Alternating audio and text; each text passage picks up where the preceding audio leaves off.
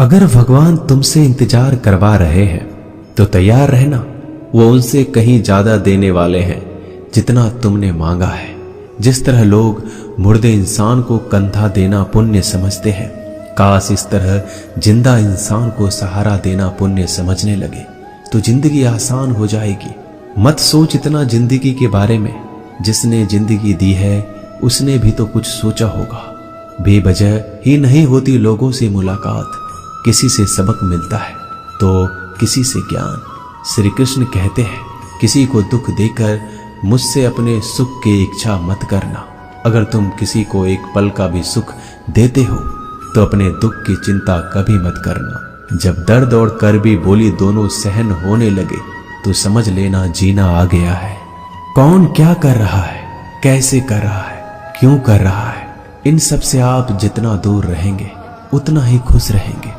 हंसते रहो तो दुनिया साथ है, वरना आंसुओं को तो आंखों में भी जगह नहीं मिलती। जीवन में जो होता है वह किसी वजह से होता है। या तो वह आपको कुछ बनाकर जाता है या फिर कुछ सिखाकर। कटना, पिसना और अंतिम समय तक निचोड़े जाना गन्ने से बेहतर कौन जानता है कि मीठा होने का नुकसान कितना होता है। जब कोई दिल दुखाए तो सबसे बेहतर है कि हम चुप हो जाएं, क्योंकि जिन्हें हम जवाब नहीं देते उन्हें फिर वक्त जवाब देता है। अंधे बहरे गूंगे बनकर अपने लक्ष्य पर ध्यान देते रहो।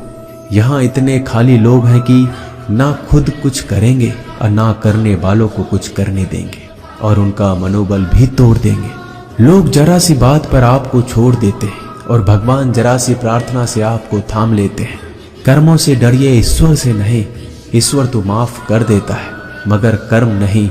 यह अटल सत्य है कि जैसे बछड़ा 100 गायों में अपनी माँ को ढूंढ लेता है, उसी प्रकार कर्म अपने कर्ता को आज नहीं तो कल ढूंढ ही लेता है।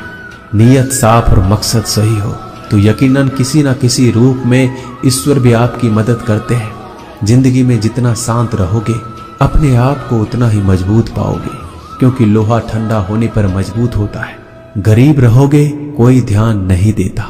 मेहनत करोगे तो सब हंसेंगे, लेकिन जब कामयाब हो जाओगे तो सब जलेंगे। जिंदगी वो हिसाब है जिसे पीछे जाकर सही नहीं किया जा सकता। इसलिए आज में सुधार करें और पुरानी बातों को अनुभव की तरह इस्तेमाल करें। जिस जिंदगी में उत्साह, लक्ष्य और अनुशासन ना हो उसे जिंदगी जीना नहीं, जिंदगी काटना कहते हैं। कभी कभी आप बिना कुछ गलत किए भी बुरे बन जाते हैं, क्योंकि जैसा लोग चाहते थे आप वैसा नहीं करते। जिस मनुष्य के हृदय में सच्ची मानवता हो उसकी सोच हमेशा यही होगी कि मुझे मिला हुआ दुख किसी को ना मिले और मुझे मिला हुआ सुख सबको मिले। मैंने हंसकर भी देख लिया और रोकर भी देख लिया, किसी को पाकर किसी को खोकर भी देख लिया। ये जान लिया कि जिंदगी वही जी सकता है जिसने अकेले जीना सीख लिया। जिंदगी बहुत कुछ सिखाती है, थोड़ा रुलाती है, थोड़ा हंसाती है।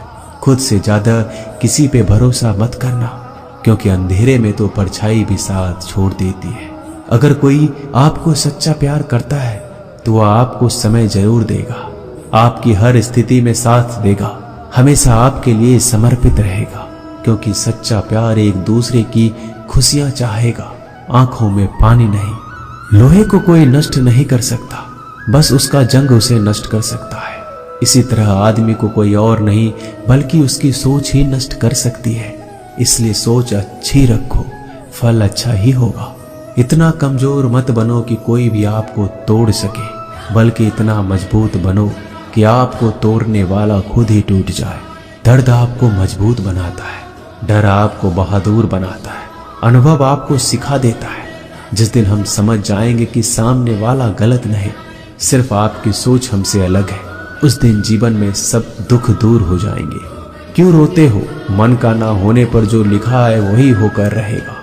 एक रास्ता बंद करने से पहले भगवान 10 रास्ते खोल देते हैं। गर्मी के मौसम में पत्ते सूखने के बाद भी पंछी घोंसला नहीं छोड़ते, क्योंकि वो जानते हैं फिर से बरसात आएगी और पेड़ पर नए पत्ते आएंगे। जो हुआ उसे भूलकर नई शुरुआत करो और याद रखो, जिसका कोई नहीं होता उसका भगवान होता है।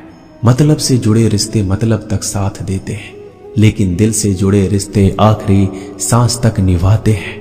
अच्छा काम करते रहो, चाहे कोई सम्मान करे या ना करे, क्योंकि सूर्योदय तब भी होता है जब करोड़ों लोग सोए रहते हैं। दुनिया में हर एक काम आसान है, केवल अंदर से आवाज आनी चाहिए। हमेशा मेहनत और उस परमात्मा पर विश्वास रखना इस सफलता का सूत्र है। जीवन में सबसे बड़ी गलती वो है जिस गलती से हम कुछ सीख नहीं पाते। जो व्यक्ति अपने मन को काबू में कर सकता है वह जिंदगी में कुछ भी कर सकता है। इंसान की अच्छाइयों पर सब खामोश रहते हैं, लेकिन चर्चा अगर बुराई पर हो तो गूंगे भी बोल पड़ते हैं। श्री कृष्ण कहते हैं, तुम्हारे बीते हुए कल को तो मैं ठीक नहीं कर सकता, क्योंकि तुम वर्तमान में अगर अच्छा कर्म करोगे तो मैं तुम्हारा आने वाला कल जरूर उजागर करूंगा। झूठी बातों पर लोग आपकी वाहवाही करेंगे, वही लोग आपको तबाह करेंगे। बुरे से बुरा क्या ही होगा, हम तो हमेशा ही सोच लेते हैं, मगर अच्छे से अच्छा क्या होगा हम ये कभी नहीं सोचते। जो ईश्वर रात को पेड़ पर बैठे पक्षियों को कभी गिरने नहीं देता, तो सोचो वह तुम्हें अकेला और बेसहारा कैसे छोड़ सकता है। आज के जमाने में कोई अपना नहीं होता, सिर्फ लोग तब तक साथ देते हैं जब तक उनका स्वार्थ होता है। अगर कोई अकेला है तो इसका मतलब ये नहीं कि उसे कोई पसंद नहीं करता, बल्कि वह अकेला इसलिए है क्योंकि उसने दुनिया की औकात जान ली है। एक बार राजा और उसका मंत्री तलवार को साफ कर रहे होते हैं।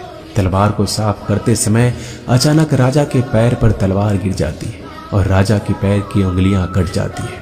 उस राजा को उंगली कटने के कारण बहुत ही तकलीफ हो रही थी, बहुत ही दर्द हो रहा था।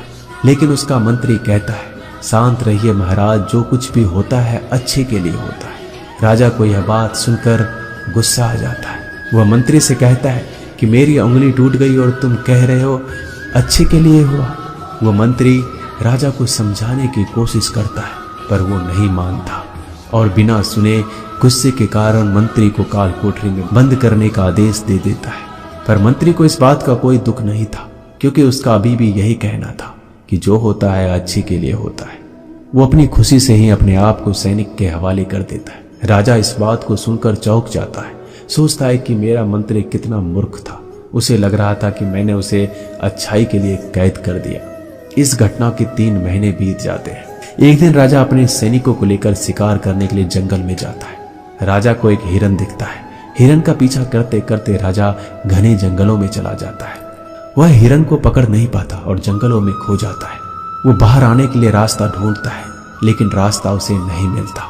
तभी कुछ आदिवासी लोग उसे घेर लेते हैं।